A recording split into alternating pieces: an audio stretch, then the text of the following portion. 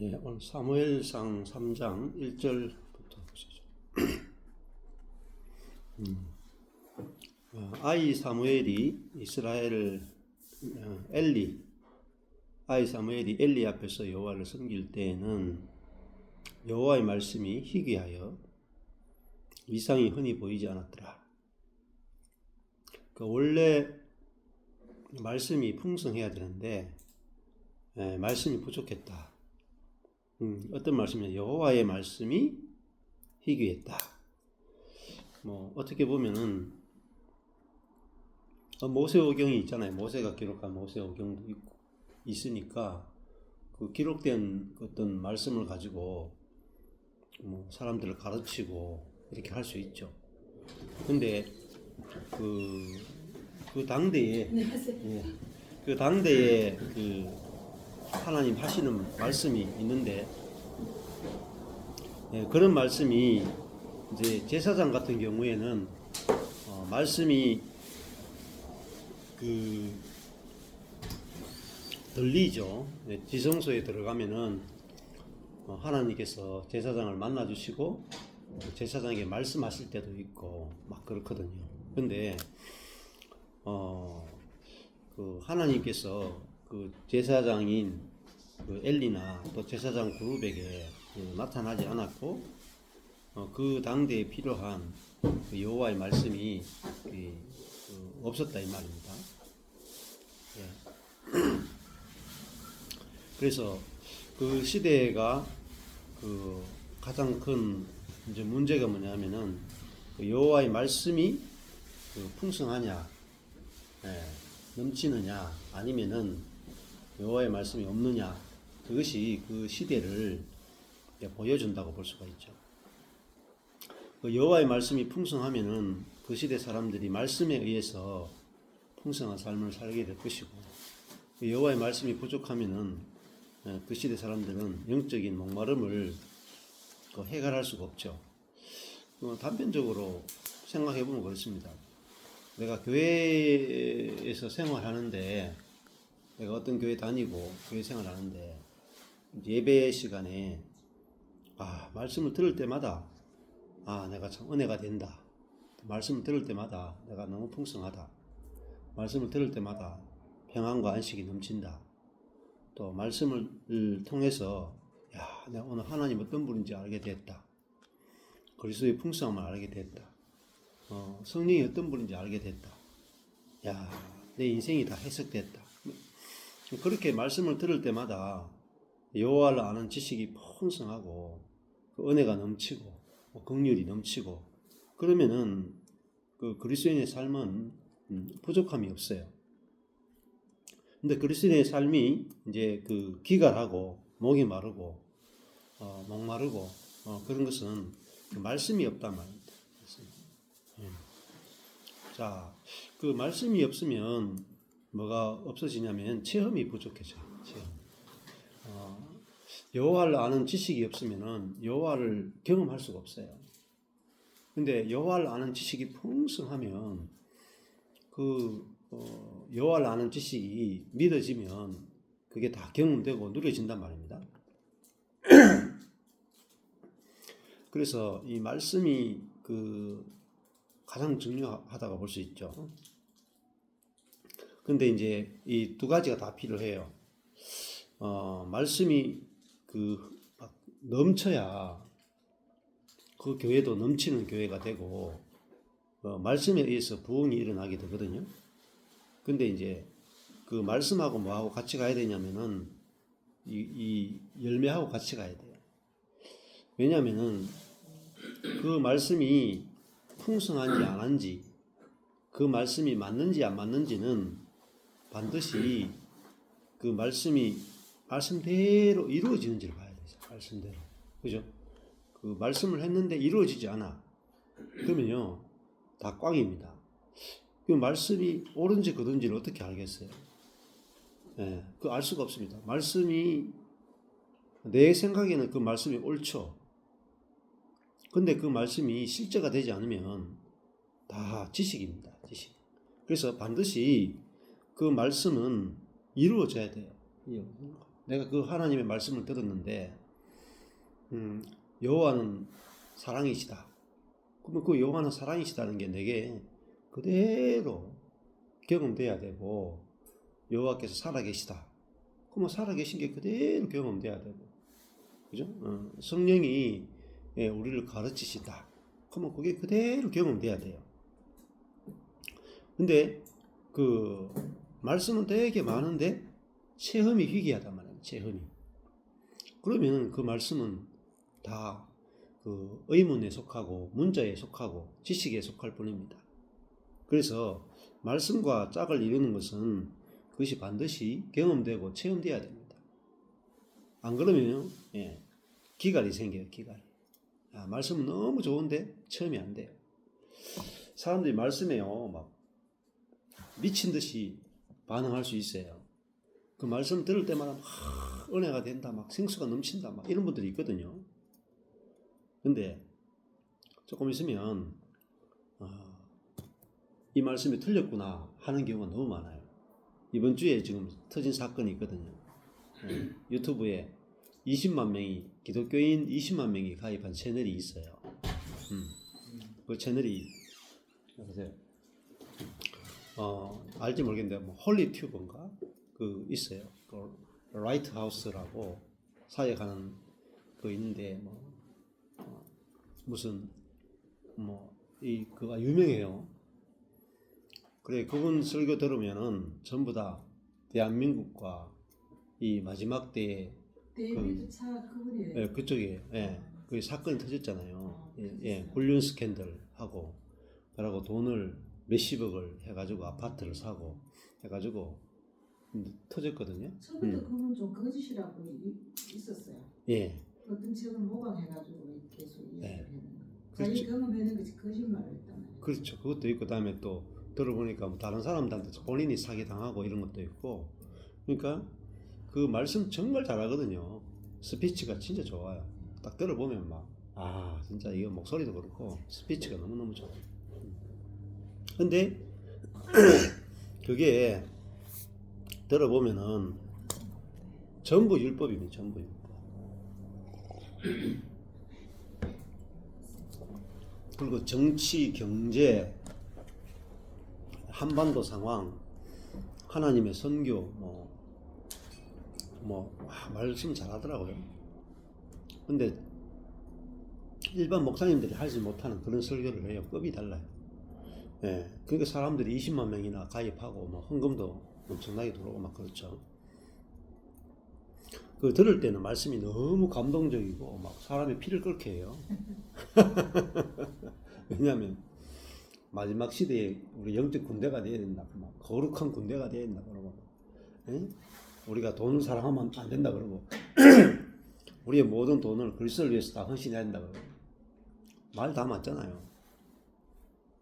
근데 그래놓고 본인은 그렇게 안 한단 말입니다. 본인은. 그러니까 그 말씀이 은혜롭다고 해서 되는 게 아니고, 그 말씀이 논리적으로 맞다고 해서 되는 게 아니고, 그 말씀이 실제가 없으면은 한 번에 다 무너집니다. 한 번에 싹 다 무너집니다. 20만 명 모아놓고 자폭하잖아요. 자폭. 거기서 헌금했던 사람들, 거기에 몇 년 동안 그 말씀 듣는다고 올인했던 사람들이 어떻게 되겠어요? 자폭하는 거죠.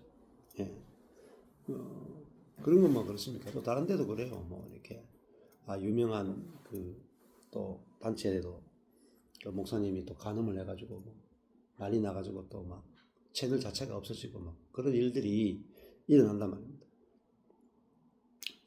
그런 일들이 이제 왜 일어나냐 하면은 결국은 그 말씀하고 실제가 안 맞기 때문이라고 볼 수가 있어요.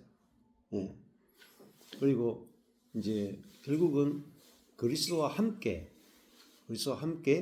죽고 그리스도와 함께 그 부활하는 그 십자가의 복음이 분명하지 않으면 결국은 어디로 가느냐면은 암흑시 들어가는 겁니다. 이 사사시대 다음에 사무엘상은 이제 그 다윗 왕이 세워지는 그걸로 넘어간단 말입니다. 넘어가는데 그러니까 하나님이 세우신 그 왕을 통해서 이 땅에 하나님의 나라가 세워지는 게 바로 이게 왕정 시대예요. 시대. 그러니까 이 땅에 하나님 나라가 세워지는데 뭐가 필요하냐면 왕이 필요하다는 거예요. 왕. 근데 그 왕은 왕과 제사장과 선지자 이 세 사람이 기름 부음 받은 자들이죠. 이 사람들을 메시아라 그래요. 메시아. 기름 부음 받은 자. 왕, 제사장, 선지자 이게 삼중직이라 그래요. 근데 메시아는 삼중직을 가졌다면 왕적인 메시아, 제사장적 메시아, 선지자적 메시아. 근데 기름 부음 받았다 하는 게 뭐냐면은 이제 성령으로 살고 성령으로 다스리다 이 뜻입니다. 그 말은 뭐겠어요? 하나님을 대신해서 말하는 사람이 선지자예요. 하나님을 대리해서 통치한다. 그게 왕입니다. 그 하나님을 대리해서 하나님과 그 사람을 연결시킨다. 이게 제사장이죠. 자, 이 세 직분이 없이는 하나님 나라가 세워지지 않습니다. 그러니까 하나님의 마음으로 하나님의 기름 부음으로 하나님의 마음으로 다스리는 왕 그게 다윗입니다. 그러니까 하나님의 뜻과 하나님의 마음으로 다스려야 그게 진짜 왕이 되는 거죠. 또 하나님의 말씀만을 전하는 사람을 선지자라 그래요. 그리고 그래서 하나님과 사람을 연결시킨 사람이 제사장입니다. 자, 그러니까 하나님의 나라는 성령이 없이 성령의 기름 부음 받은 사람이 없이 하나님 나라가 될 수 없다면. 구약 때는 왕, 제사장, 선지자 이 세 사람만 가능해요. 그 중에서도 특별히 기름 부음 받은 사람 몇 명을 통해서 이 땅에 하나님 나라가 이루어지는 거죠. 근데 신약 시대에 오면은 모든 사람에게 다 기름 부어집니다. 모든 하나님의 백성에게 다 기름이 부어져서 하나님을 대신해서 다스리는 왕 같은 제사장. 그게 신약의 모든 성도들을 말하는 게 왕 같은 제사장이다. 이렇게 말하는 겁니다. 왜냐하면 신약에는 모든 사람이 성령이 내주하는 존재가 돼서 성령으로 살고 성령으로 섬기고 성령으로 다스리고 성령으로 교통하고. 그러니까 모든 그리스도인들이 하나님의 나라이고 또 하나님 나라를 보여주는 사람이고 또 하나님 나라의 그 백성으로 살게 되는 거죠. 자, 그러니까 그게 뭐냐? 실제죠, 실제. 이게 말씀이 육신이 됐다. 예수님이 말씀이 육신이 됐다. 하는 것은 육신에 말씀이 나타났다는 거죠. 그 육신이 말씀을 표현하는 육신이 육이단 말입니다. 그게 바로 예수님이죠. 예수님의 육을 보면은 하나님의 말씀이 그대로 실제가 된 분이단 말입니다. 우리도 마찬가지예요.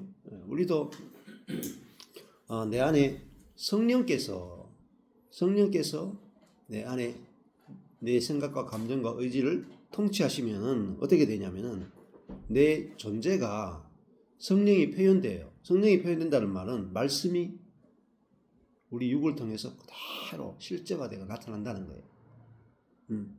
그래서 말씀만 있으면 안 되고요. 말씀과 성령. 그 말씀이 우리 속에 올 때 그 성령이 우리를 통해서 그 말씀이 실제화되게 해주셔야 내 존재가 곧 말씀이 되고 말씀이 곧 내 육이 되는 것입니다. 자, 그래서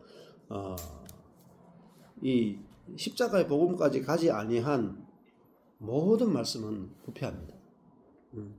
그러니까 은혜의 복음조차도 완전하지 못해요. 부패예요. 왜냐면은 밖에서 주어지는 모든 은혜가 내 존재 자체가 부활한 존재, 거듭난 존재가 되지 않으면은 내 속에서 부패한 게 올라와서 나를 다 부패시켜 버려요. 그래서 이 우리의 옛사람 자아가 그리스도와 함께 십자가에 죽었다가 확실하게 안 되면 자아가 결국 다 원점으로 돌아가는 게 그게 바로 구약입니다. 구약. 자, 그래서 여기서 이 엘리 제사장 시대에 암흑이었다는 게 뭐냐면은 여호와의 말씀이 없었다. 말씀이 없었다. 그 은혜와 생명의 말씀이 풍성하지 못했기 때문에 백성들도 전부 다 기갈에 빠졌고 또 말씀이 없으니까 이들이 어떻게 행하냐면 이 불량자로 행할 수밖에 없는 거예요. 자, 말씀이 풍성하면은 그 말씀이 사람들을 깨우고 살려내고 그 말씀이 지배한단 말입니다. 그래서 교회는 그 교회에서 가장 중요한 게 뭐냐? 뭐 장로님도 아니고 목사님도 아니고 성도도 아니고 11조 많이 하는 성도도 아니고 제일 중요한 건 말씀입니다. 말씀. 강단이 제일 중요해요. 강단. 그 말씀이 풍성하게 그 쏟아지는 그것이 이제 가장 중요하다고 볼 수가 있어요. 그래서 성도들도 교회를 건축할 때 목사님을 초청할 때 뭘 보고 초청하느냐 하면 대부분 다 설교 듣고 초빙을 하죠. 이제 설교 한 두세 편 듣고 초청. 그러니까 몰라요. 왜냐하면 성도들 자체가 말씀을 잘 모르거든. 그러니까 성도들이 말씀의 수준이 너무 낮아요. 너무 낮으니까 어떤 목사님 초청해서 듣고 와 감동이 된다. 스피치를 잘하면 되는 거예요. 스피치. 말씀을 잘하는 게 아니고 스피치를 잘하면 돼요. 그러니까 이게 말씀인지 스피치인지 모르는구나. 연설인지 말씀인지 모르는 거. 구분을 못하는 거예요. 그러니까 성도들이 목사님을 초청을 할 때 스펙이나 스피치를 보고 한단 말이에요. 그러니까 교회가 뭐 건축이 되겠어요? 될 수가 없어요.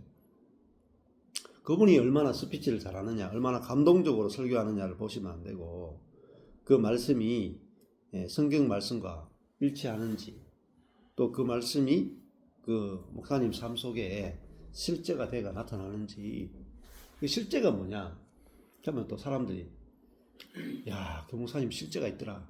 그 실제가 병 고치고 귀신 쫓아내고 교회 부흥시키고 막 그런 걸 또 실제라고 이야기하고 아니면 뭐 사랑이 많더라 이렇게만 생각하는 거예요.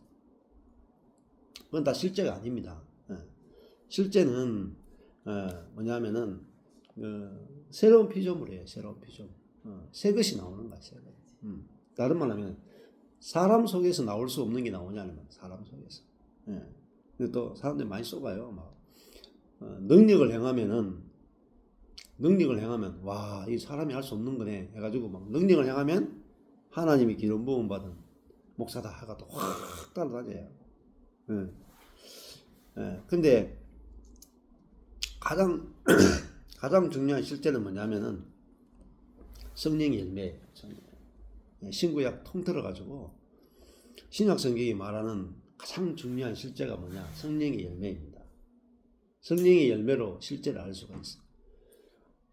주의 이름으로 선지자 노릇하고 실제가 아니에요. 말씀을 너무너무 잘 전해. 그 주의 이름으로 선지자 노릇하고 주의 이름으로 귀신을 쫓아내고 그 귀신을 쫓아내도 사람이 할 수 없는 거잖아요. 그렇다고 해서 그 사람이 주의 종이라고 볼 수가 없어요.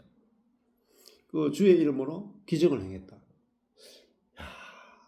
예수의 이름으로 기적을 행하고 병을 고쳐지고 예수의 이름으로 기적이 나타나고 예수의 이름으로 귀신이 쫓아가고 예수의 이름으로 너무나 놀랍게 말씀을 전해. 아니 이런데도 어떻게 하나님 종이 아니겠냐. 잘 생각해 보라니까요. 이 세 가지만 나타나면은 100% 하나님의 종이라고 생각하고 다 따라가요. 안 그렇겠어요? 예수의 이름으로 병을 고치고 예수 이름으로 귀신 쫓아내고 예수 이름으로 말씀을 전하는데 막 능력이 나타나. 이거 아니라고 어떻게 말하겠어요? 근데 예수님 불법을 행하는 자들아 내가 알지 못한다. 좋은 나무는 좋은 열매를 맺는다. 좋은 열매가 뭐냐면 산상수훈에 가보니까 오른뺨을 치면 왼뺨을 돌려다. 그게 열매예요. 오른뺨을 칠 때 왼뺨을 돌려야 되는지 보셔야 돼요. 말씀 잘 전하는 거 다 꽝입니다. 그 말씀과 실제가 같이 가야 돼요. 그래서 산상수훈에 보면은 원수를 사랑하라 그래. 원수를 사랑하라. 주기도문 보면은 그죠? 내가 내가 다른 사람을 용서한 것 같이 나의 죄를 용서해 주십시오. 이렇게 나오잖아요. 주기도문에서 핵심이 뭐냐면 용서예요. 용서.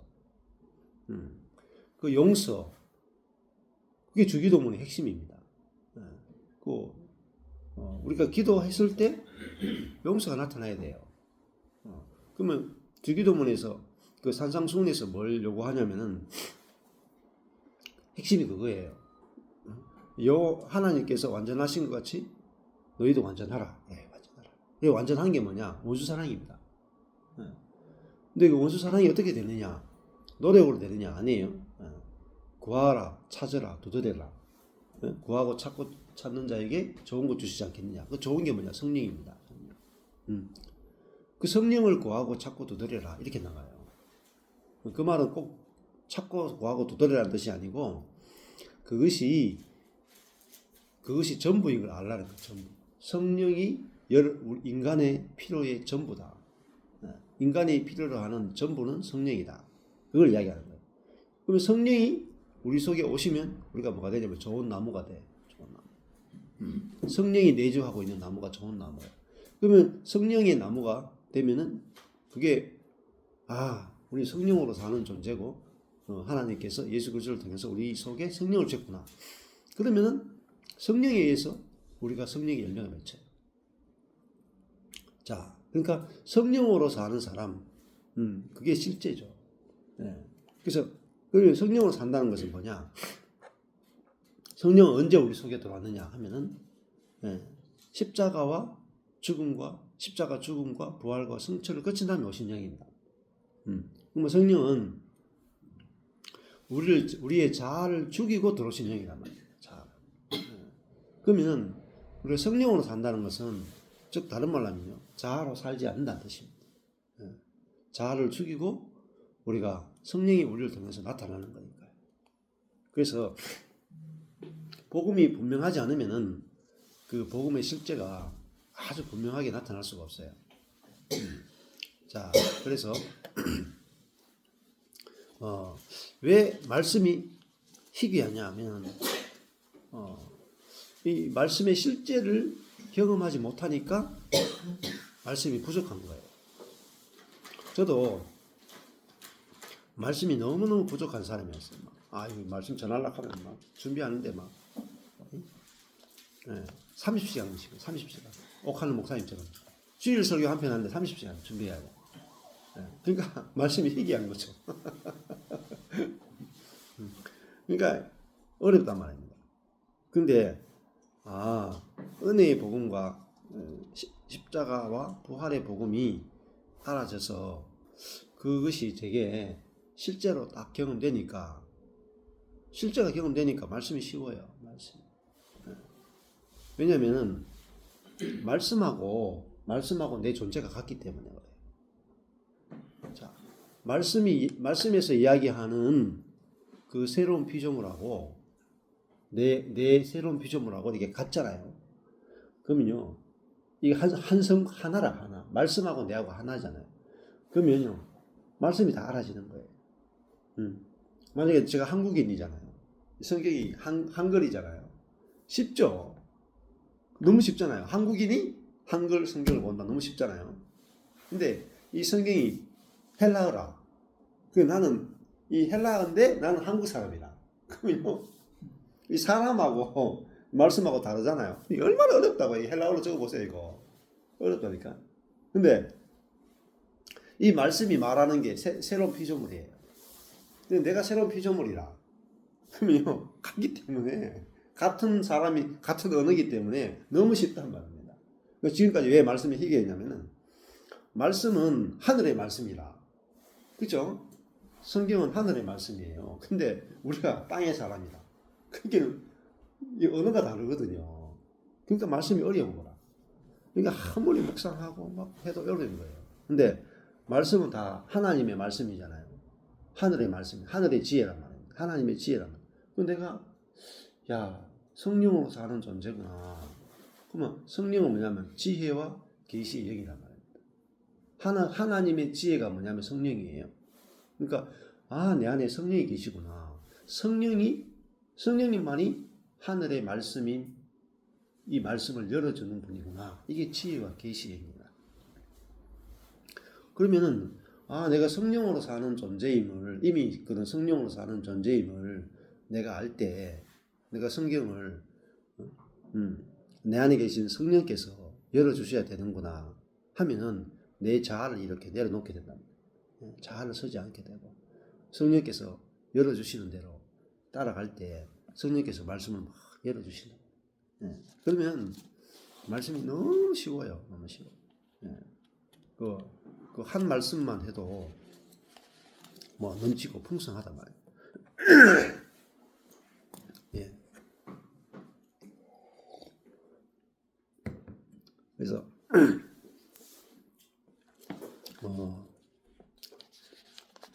그 교리 가지고는 참 안 돼요. 그래서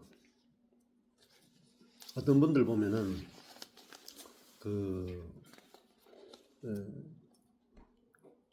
성경의 내용들을 막 머리를 막 짜맞춰 가지고 복음이 무엇인가 해가지고 막 생각하고 복음이 A부터 Z까지 어떻게 되는지 쫙 연결해 가지고 막 다 생각을 해요. 그래서 복음을 마치 교리처럼 막 논리적 구조로 다 짜맞춰 생각해요. 근데 속은요, 메말라 있어요. 그 복음의 교리를 다 짜맞춰 안다고 해서 생수가 넘치는 게 아니고, 그 하나님 자신을 먹고 마시고 누려야 돼요. 지식을 누리는 게 아니라 하나님 자신을 풍성히 누리면은 말씀이 막 저절로 열리고 말씀이 저절로 풍성해지는 거죠. 그래서 이 엘리라고 하는 제사장은 사실은 하나님을 섬기는 사람이잖아요. 제사장이. 그럼 제사장이 하는 일은 하나님을 만나는 거예요. 하나님을 만나서 백성들에게 하나님의 마음을 전달하면 돼요. 그죠? 그러면 이 엘리 제사장은 하나님을 만날 수 있는 어마어마한 특권을 가진 사람이에요. 백성들 가운데 유일하게 지성소에 들어가서 하나님을 대면할 수 있는 어마어마한 영적인 복을 받은 사람이잖아요. 근데 그게 복으로 안 보이는 거예요. 복으로. 하나님을 만나고 하나님과 교통할 수 있는 그게 얼마나 큰 복이고, 거기서 하나님의 마음을 받고 하나님의 말씀을 받아와서 사람들에게 전하면 사람들이 엘리를 얼마나 귀하게 여기고 존귀하게 여기고 엘리 가문을 얼마나 저절로 알아서 섬기겠어요. 그렇잖아요. 근데 엘리는 자기의 직분이 뭔지를 모르는 거예요. 그리스도인들도 마찬가지입니다.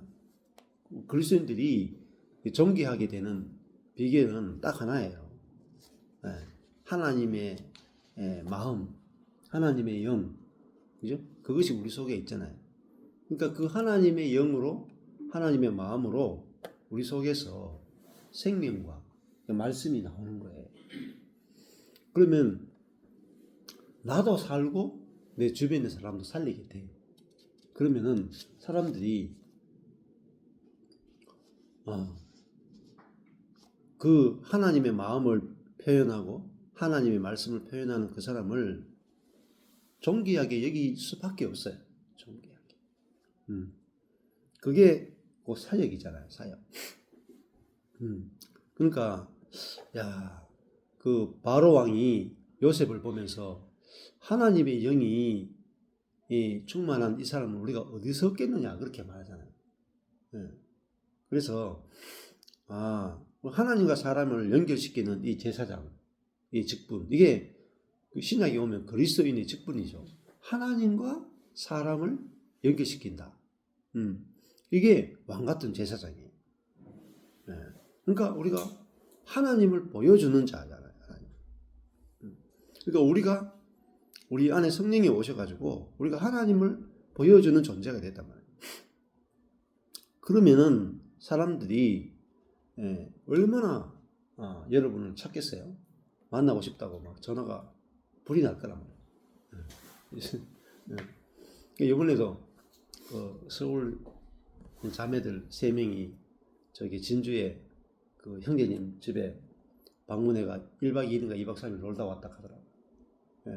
그래가지고 그 자매들이 3명이 갔는데 교제를 했는데 어제 그 형제님이 전화 왔는데 너무 좋았다 하더라고요.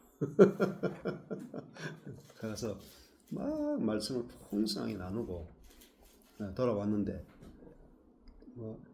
이불 밑에 보니까 돈이 들어있더라고요.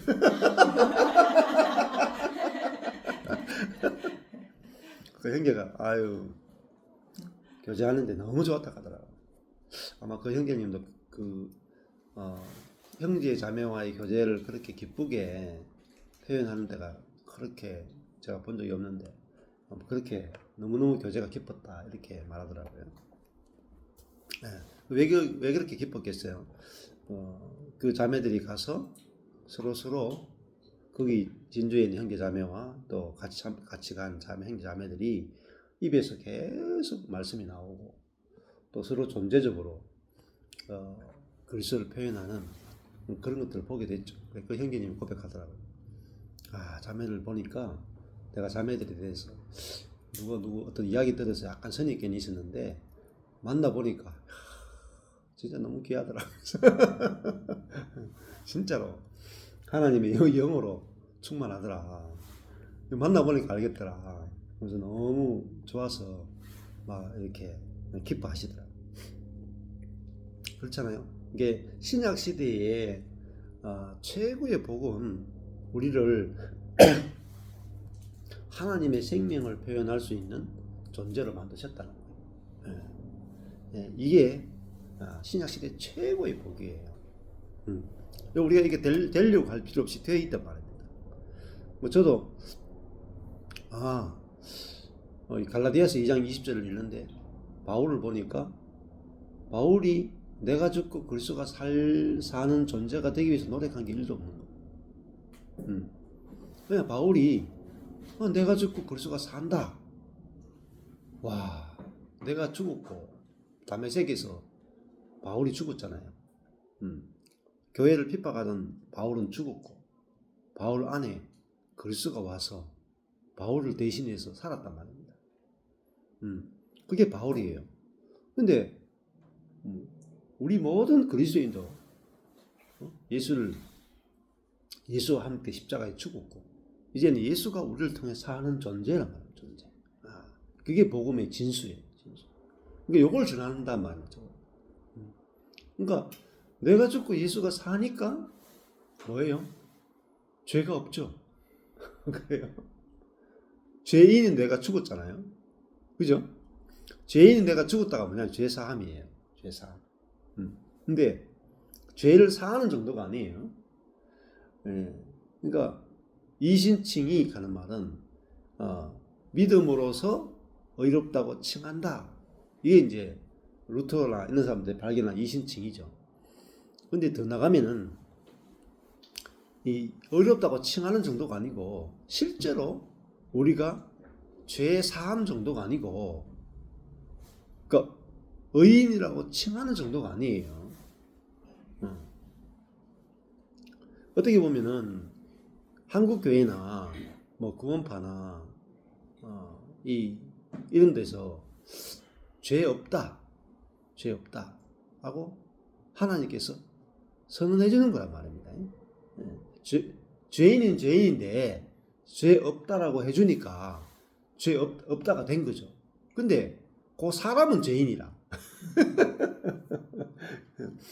이게 이신칭이에요. 근데 신약에 오면은 바울은 의인이라고 칭하는 정도가 아니고요. 우리가 의인이라고요. 의인이 됐단 말입니다. 왜냐하면은 의이신 그리스도가 살기 때문에 그래요. 그래서 죄가 없는 거예요. 그러니까 내가 죄인은 내가 용서받았다를 넘어서서 죄인은 내가 죽어버렸단 말입니다. 그렇죠? 이 여러분 복음 중에 복음이에요. 아니 죄인이 살아있으면 용서받아야 되잖아요. 맞죠?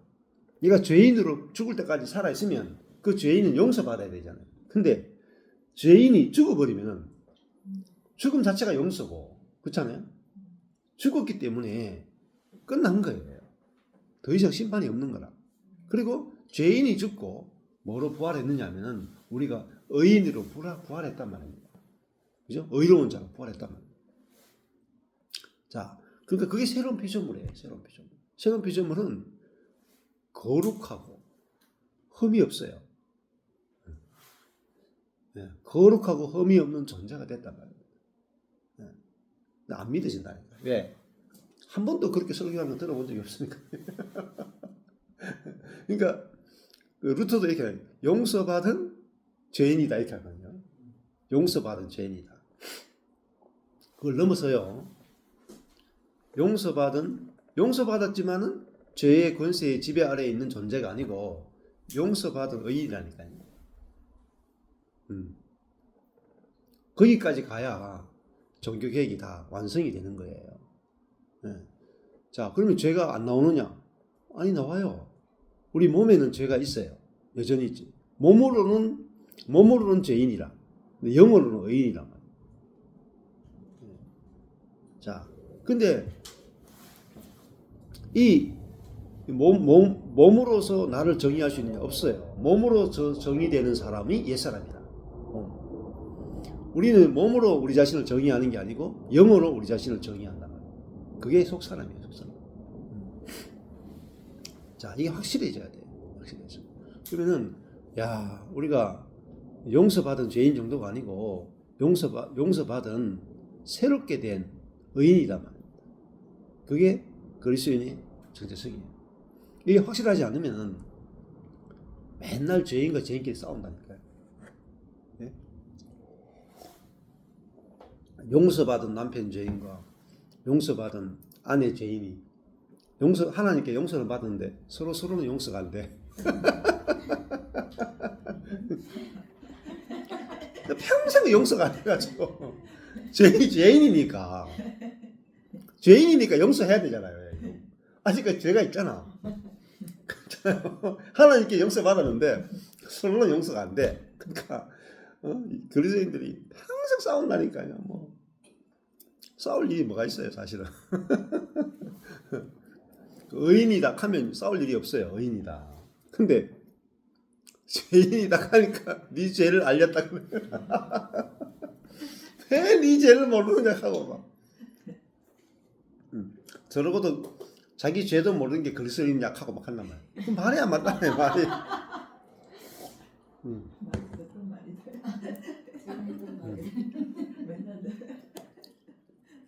네 의를 알렸다 이래야 되는데. 이게 말씀하고 삶이 다른 거예요. 그러니까 말씀이 희귀해질 수밖에 없는 거예요. 실제 말씀이 희귀하다는 말은 실제의 말씀이 없다는 말이죠. 죄를 기억지도 않겠다. 이제 그렇게 이야기하잖아요. 이제 어제도 어떤 목사님 말씀 들어보니까 죄를 기억하지도 않겠다. 그런 그 말씀 가지고 한 교회를 이룬 사람이다. 근데 형제의 죄는 다 기억하더라고.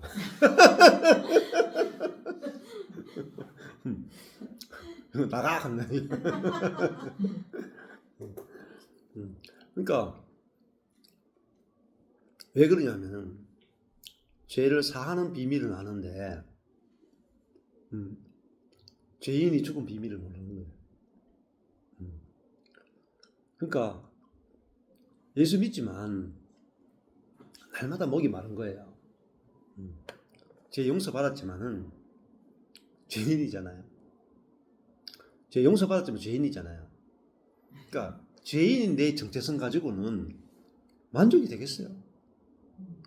네? 용서받은 죄인의 정체성 가지고 내가 생수가 넘치겠어요?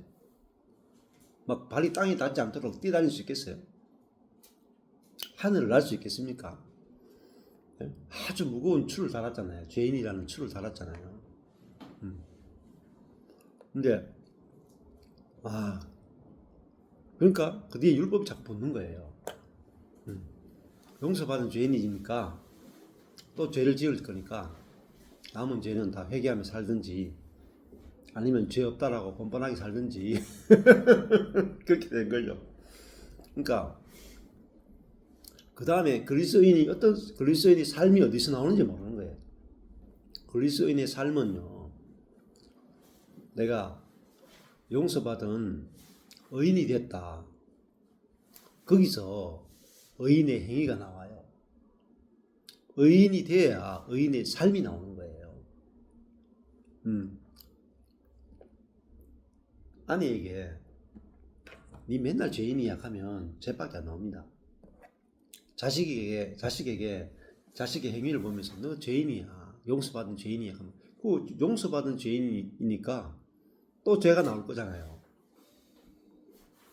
그 용서받은 죄인으로서의 정체성을 계속 가지고 있으면 우리가 사람을 볼 때 저 인간 속에서 항상 악할 뿐이다. 죄인이니까 항상 악할 뿐이니까 저 인간 속에서 나올 게 죄밖에 더 있겠나 이렇게 생각한단 말이에요. 그렇잖아요. 용서받은 죄인이니까 그 죄인이란 말이 본성을 고칠 수 없는 존재라는 뜻이거든요. 그렇지만은 용서를 받았다는 뜻이잖아요. 십자가의 피로. 근데 사람이 안 좋아 보여요. 사람을 용서받은 죄인으로 보면은 사람이 안 좋아 보여요. 또 죄가 나올 거니까. 그러니까 사람을 봤는데 소망이 없어요. 나를 봐도 소망이 없고 니를 봐도 소망이 없어. 그러니까 우리 좀 떨어져 살자 이렇게. 그 교회에서도 거리를 둔단 말입니다. 그러니까 목회 잘하는 비결은 뭐냐면 성도들과 거리 두기를 해야 돼요. 그러니까 화장실 가는 모습도 안 보여줘야 돼. 목사가 자기 삶을 오픈하면 안 돼요. 성도들과 다 거리를 둬야 돼. 그리고 선하고 경건하고 기도하고 이런 좋은 모습만 보여야 돼. 그럼 목회 잘해요. 그래야 대형 교회가 돼요. 막 집에 초청해가지고 막 사는 모습 다 보여주고 부부 싸움하는 모습 다 보여주고 이러면 목회가 안 돼요. 말씀 은혜가 안 돼. 대부분 그렇게 목회를 해요. 근데 그러니까 진짜 다 목이 마른 거죠. 목이 말라. 야, 말씀 한 말씀이 들리면요 사람이 살아납니다. 하나님 말씀이 얼마나 대단하냐면요, 하나님 말씀은 천지를 창조해 버려요. 우리의 말은 진짜 힘이 없어요. 힘이 없어. 1억 생겨라 했는데 100원도 안 생겨. 그렇잖아요. 우리 사람의 말이 너무 힘이 없으니까 우리 생각하기를 하나님 말씀도 무슨 힘이 있겠네 생각하거든요. 근데 그렇지 않습니다. 저도 그냥 필리핀에 가서 창세기부터 읽는데 딱 1장부터 벌써 달라. 1장부터 여호와께서 가라사대 빛이 있으라. 빛이 생겨버려. 하늘에 궁창이 있으라. 땅이 있으라. 식물이 나와라. 동물이 나와라. 사람이 나와라. 그럼 다 나와. 야, 이게 말씀이구나. 사람의 말과 하나님 말은 다르거든요. 야, 하나님 말씀이 얼마나 능력이 있는지를 알아야 말씀 중심이 됩니다. 말씀 중심이 돼요. 그리고 말씀이 하나님 말씀은 절대로 떨어지는 법이 없어요. 그러니까 모든 사람이 그리스도와 함께 2000년 전에 죽었다 하면 죽은 거예요. 하나님 그렇게 말씀하시면 그런 거예요. 모든 사람이 부활했다가 부활한 거예요. 하늘에 앉혔다가 하늘에 앉힌 거예요. 그게 하나님 말씀의 능력이에요. 그러니까 여호와의 말씀이 한 나라를 죽이기도 하고 살리기도 하는 거예요. 오늘 말씀에 여호와의 말씀이 희귀하다 말로 이스라엘이 말씀이 없으니까 다 죽어 있다. 다 죽어 있다. 왜냐하면 사람은 말씀으로 창조됐고 모든 것은 눈에 보이지 않는 모든 것은 보이는 모든 것들은 보이지 않는 말씀으로 창조됐어요. 너무너무 중요한 말씀입니다. 우리가 눈에 보는 모든 것들은 보이지 않는 말씀이 창조됐어요. 그러니까 보이는 것들은 보이지 않는 것들로 말미암아 나타난 것입니다. 그러니까 보이는 것들의 근원은 보이지 않는 것입니다. 모든 물질의 근원은 말씀이에요. 말씀. 그러면 우리의 인생은 말씀을 아느냐 모르느냐로 우리의 인생이 창조되느냐 창조되지 않느냐 결정돼요. 복음에 의해서 복음이 우리의 존재를 창조하고 복음이 우리의 삶을 창조해요. 근데 우리는 자꾸 말씀 빼고 우리가 우리 인생을 만들려고 노력한다. 노력. 그러니까 힘든 거죠. 말씀이 복음이 우리의 인생을 창조하면은 되게 쉽단 말이에요. 그래서 자 여호와의 말씀이 희귀하니까 뭐가 안 보이냐면은 이상이 흔히 보이지 않았더라 하는 거죠. 이상이 뭐냐면은 눈에 보이는 거잖아요. 눈에 보이는 거. 어떤 상이잖아요. 그러니까 이게 소망이 보이지 않는 거예요. 하나님이 원하시는 게 뭔지 모르는 거예요. 하나님 뜻이 뭔지 모르는 거예요. 말씀이 희귀하니까 이상이 보이지 않았다는 거예요. 소망이 없단 말입니다. 하나님 도대체 어떤 분인지도 모르겠고 하나님 뭘 원하는지는 그것도 모르겠고 우리가 어느 길로 가야 되는지도 모르겠고 우리 삶이 회복되려면 어떻게 되는지도 모르겠단 말이에요. 이상이 없단 말이에요. 이상이.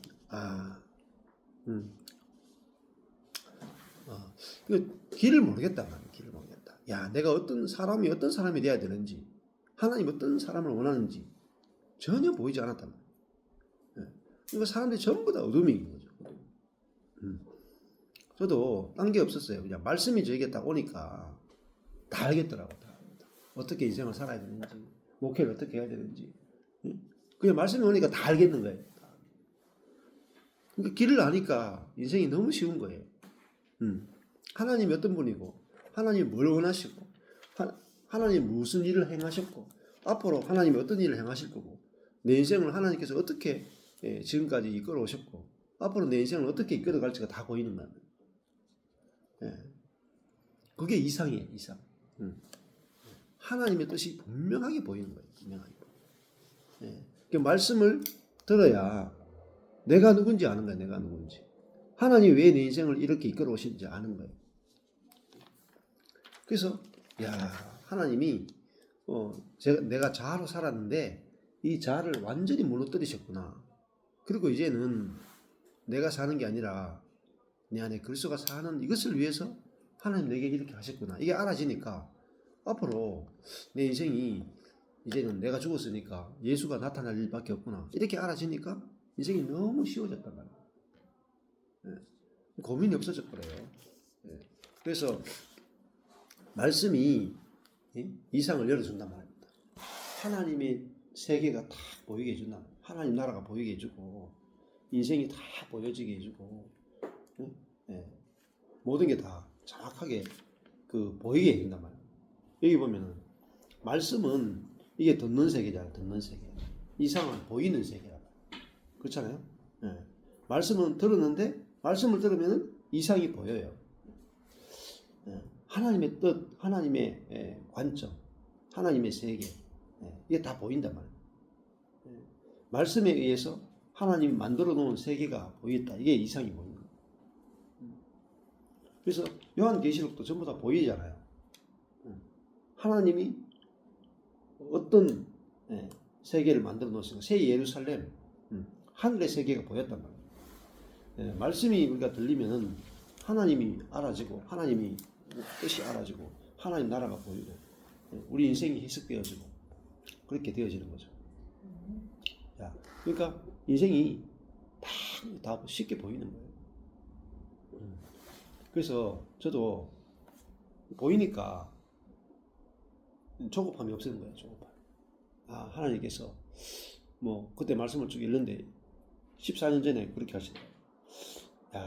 제가 처음에 98년도에는 예루살렘 교회가 딱 보였거든요. 예루살렘 교회가 진짜 초대교회의 진짜 원형은 예루살렘 교회구나 이게 딱 보였다. 근데 14년 전에는 안디옥 교회가 딱 보였어. 안디옥.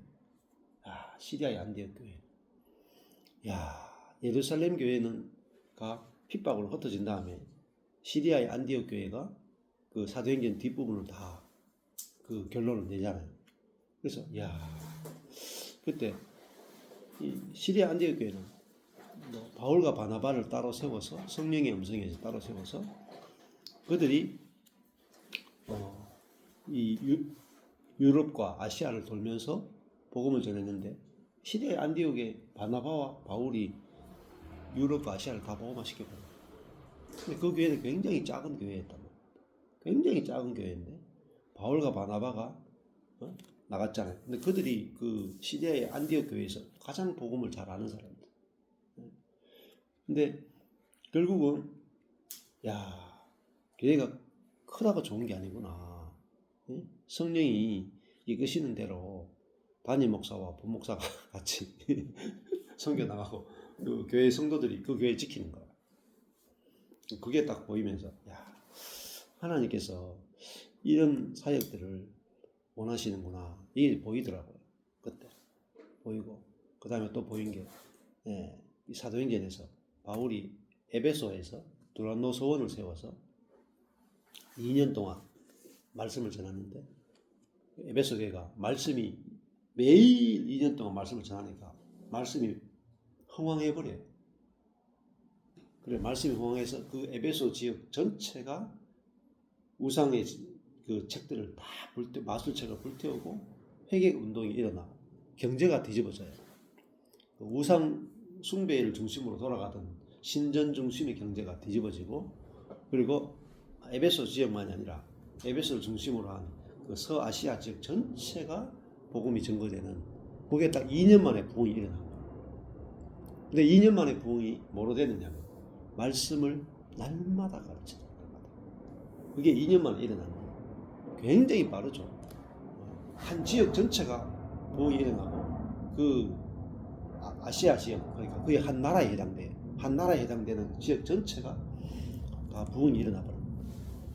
근데 그 원인이 어디서 있느냐면은 두란노 서원이에요. 두란노 서원. 말씀을 매일 가르치는 두란노 서원입니다. 거기서 부흥이 일어나는데, 그러니까 바울은 자기가 사는 게 아니라 그리스도가 사니까 2년 동안 말씀을 전해도 준비 없이 2년 동안 계속 전할 수 있는 거예요. 넘쳐버리는 거예요, 말씀. 그래서 사도행전 기록을 쭉 보시면요, 사도행전에서 가장 중요한 말씀 중에 하나가 뭐냐면 말씀이 흥왕하더라. 말씀이 흥왕하더라 더하기 꼭 뭐냐면 부흥이 있어요. 그러니까 모든 부흥을 사도행전에서는 말씀이 흥왕하더라 이렇게 돼 있어요. 그래서 우리 개인의 삶도 말씀의 흥왕에 달려 있고 교회에도 말씀의 흥왕이 달려 있어요. 자, 근데 현대 교회는 절대 말씀이 흥왕할 수 없어요. 한국 교회는 왜 그러냐? 예배가 너무 많아. 사역과 예배가 너무 많아요. 목사님들이 말씀을 준비할 시간이 없어요. 새벽기도 매일 해놔야 되죠. 그렇죠? 새벽기도 매일 하는데 수요일은 새벽기도 하죠. 수요 예배 하죠. 금요일은 새벽기도 하죠. 금요철에 하죠. 그렇죠? 주중에 또 신방 가면 또 설교도 해야죠. 개업 예배, 그렇죠? 장례 예배, 설교할 일이 너무 많아. 주일날 1부, 2부, 3부 있는 큰 교회는 1부, 2부, 3부 설교 다 해야 되죠. 오후 예배도 해야 되죠. 그 설교권 막 주잖아요. 문제가 생겨요. 부목사가 내보다 설교 더 잘하잖아요. 난리 납니다. 그러니까 설교권을요, 담임 목사님들이 봉사님들이 설교권 잘 못 맡겨요. 흔들려요. 그래서 설교권 잘 안 맡기는 이유가 담임 목사의 그 자리를 지키기 위해서 설교를 잘 안 맡긴다니까요. 내한테 은혜 받아야 되는데 남이 다른 목회자한테 은혜 받으면 큰일 난다니까요. 무조건 담임 목사한테 은혜 받아야 돼요. 근데 일이 얼마나 많은데, 그죠? 목사님들도 노회 가야 되죠. 시찰에 가야 되죠.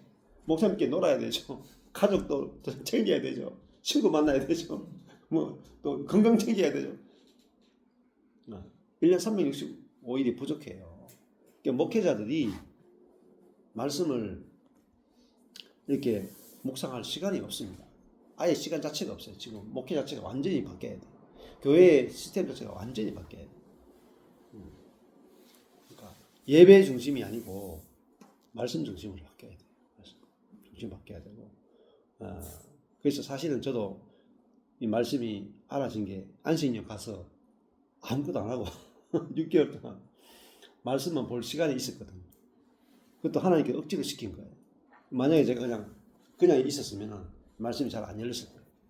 근데 그 안식년 동안 아무것도 안 하고 그냥 필리핀 선교센터에서 말씀만 6개월 동안 읽으니까 사역도 없고 아무것도 없이 읽으니까 거기서 말씀이 하나님께서 딱 열리게 해주셨다. 그래서 아무것도 안 하고 말씀을 읽었어도 좋아요. 그게 제가 6개월이 그게 6개월인데 6개월이 60년 한 것보다 나아요. 60년 사역한 것보다 6개월 말씀 읽는 게 낫다니까. 그러니까요, 목사님들이 안식년을 가지는 거 되게 좋아요. 근데 안식년을 어떻게 보내야 될지 모른다. 가서 그냥 놀기만 하고 올 수도 있고. 근데 문제는 목회자들이, 선교사님들이 말씀을 배우고 싶은데 가르치는 데가 없어요. 신학교는 졸업하면 끝이라. 그러고 나면요, 말씀을 평생 가르치는 데가 없어요. 없기 때문에 목사님들이 말씀을 배울 데가 없어요. 전부 다 각계전투예요. 각자 알아서 각자 자기 속에 오는 대로 행하였더라고. 신대원 3년 해가지고요, 뭘 알겠어요. 예? 겨우 뭐 신대원 3년 공부해가지고 말씀 거의 몰라요. 아주 초보적인 수준도 안 돼요. 근데 그 신대원 3년 해가지고 다 설교하잖아요. 그러니까 어린아이 같은 수준의 설교를 성도들이 먹으니까 자꾸 탈이 나는 거예요. 이유식만 계속 먹이는 거예요. 이유식만. 목사님도 스스로 이유식밖에 못 먹고. 제가 그랬다니까요. 제가. 말씀을 배울 데가 없어요. 그냥 말씀, 그 이제 뭐 예를 들면 그래도 말씀을 좀 배울 수 있는 데가 뭐 부흥과 개혁사 이런 데 가면은 평공목이라고 있어요. 평생 공부하는 목회자들의 모임. 평공목. 그런 데 가면 좀 배울 수 있어요. 근데 다른 데는 배울 데가 거의 없어요. 뭐 지리산 뭐 이런 데 가봤자 전부 다 수준이 낮아요.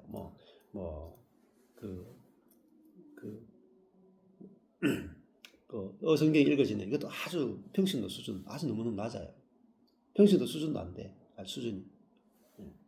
근데 말씀이 흥왕하려면은 반드시 말씀 학교가 필요해요.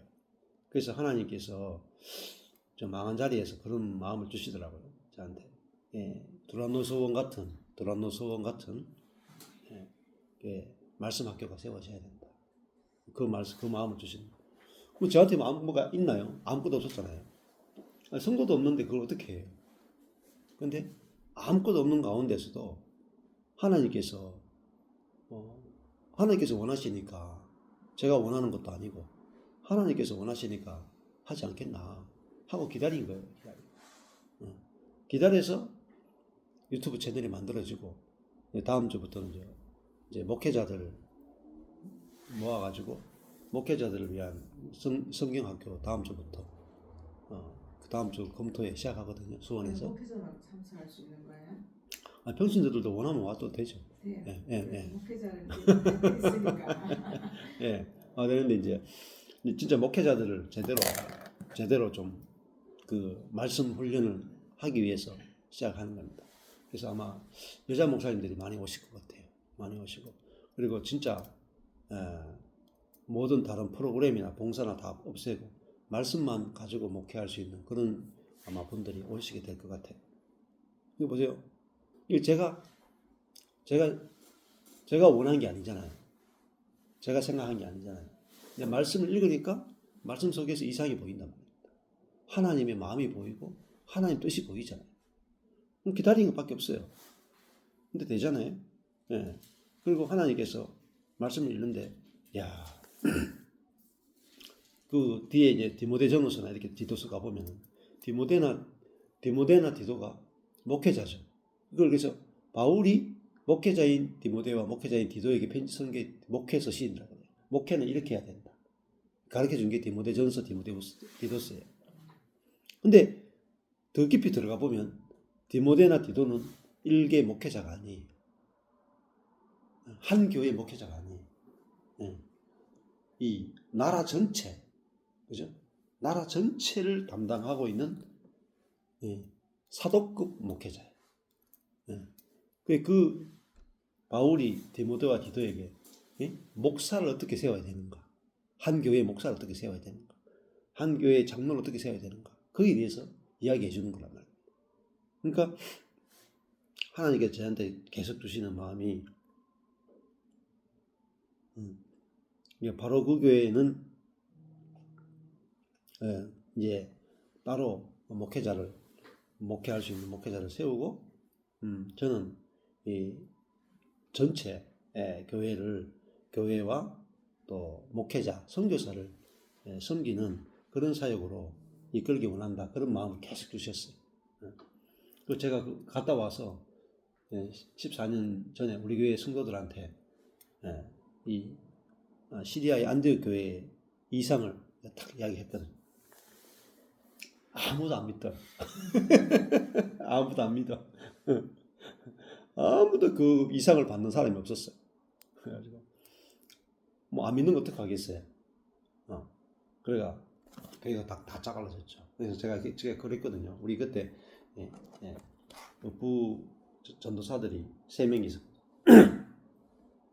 니들이 이 교회를 잘 감당하면 내가 밖으로 돌아다니면서 나는 밖으로 말씀을 전하는 사역에 집중하고 니들은 여기서 교회를 건축해라. 이렇게 이야기했거든요. 이렇게 싫습니다. 하고 다 나갔어. 이상이 안 보이죠. 말씀을 모르니까 이상이 안 보이죠. 근데 저는 이제 하나님께서 말씀을 딱 열어주니까 하나님의 뜻이 정확하게 딱 보이는 거예요. 그래서 뭐 제가 지금 원하는 대로 가는 게 아니고 주님이 보여주신 이상대로 가는 거예요. 이상대로. 그러니까 그 일이 그대로 이루어지는 거예요. 능력으로 이루어지는 게 아니에요. 하나님께서 말씀 안에 있는 대로 우리의 인생을 말씀 안에서 우리에게 말씀하시고 그대로 우리의 인생을 이끌어 가시는 거예요. 그러면 보세요. 제가 뭐 그때 망한 목사인데 망한 목사가 무슨 두란노 소원을 세우고, 그죠? 세계에 있는 모든 교회를 말씀으로 새롭게 흥왕하게 할 수 있는 말씀 학교, 말씀 신학교를 세우는 것. 그리고 그것을 통해서 목회자, 선교사를 말씀 중심의 하나님의 사람으로 세워서 전 세계를 말씀 중심적인 교회를 회복시켜서 교회가 그 교회를 통해서 지역적으로 모든 곳에 부흥이 일어나게 하는 이런 이제 이상들을 보여주셨거든. 그럼 제가 어떻게 하겠어요, 이거를? 누가 제 말을 들을 것이며 누가 이거를 알아듣고 오겠어요? 근데 하나님께서 그렇게 하기 원하시는구나. 그 제가 답답한 분이 하시겠지. 저는 이거 안 해도 괜찮아요. 저는 그냥 늘 하는 거지만 산에 들어가서 나물 캐고 먹고 살아도 괜찮아요.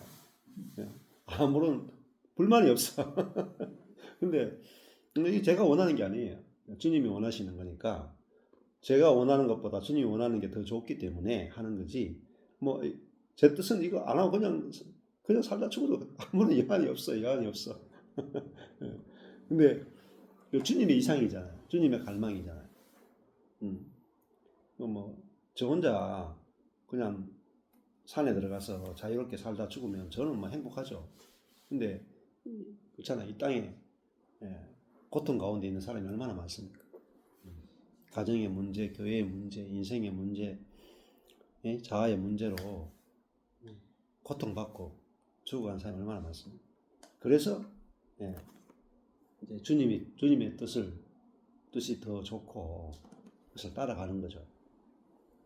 바울도 그랬어요. 바울도 자기는 빨리 주님 품으로 돌아가는 게 좋지만은 여러분을 위해서 내가 여기 있는 것이 더 유익하다 이렇게 얘기하는 거예요. 이게 바울이 목회 욕심이 전혀 없었어요. 목회해가지고 무슨 부귀 영화를 볼 게 뭐가 있겠어요? 가는 곳마다 핍박이 기다리고 있는데 안 그래요? 예. 그러니까 저도 교회가 막 커졌다고 해서 그 자체로 꼭 다 좋은 것만 있는 게 아니다 말이에요. 예. 가면 막 환영하는 사람도 있고 핍박하는 사람도 있고 그렇잖아요. 자, 그러니까 우리가 이 말씀이 얼마나 중요한가 하는 거죠. 그래서 3장 7절에 가보면 똑같은 말씀이 나와요. 3장 7절에 사무엘상 3장 7절에 가보면 사무엘이 아직 여호와를 알지 못하고 여호와의 말씀도 아직 그에게 나타나지 아니한 때라. 예, 이게 그러니까 엘리에게도 말씀과 이상이 없고 사무엘에게도 아직 여호와를 알지 못하니까 말씀도 나타나지 않은 때니까 얼마나 암흑시기겠어요. 그래서 어떻게 다시 부흥이 시작되느냐? 여호와를 아는 것부터 출발해요. 그리고 여호와의 말씀이 나타나는 것부터 이제 그 왕정 시대 최고의 이스라엘의 전성기 최고의 그 부흥의 시기가 오려고 준비되고 있죠. 그걸 우리가 볼 수 있습니다.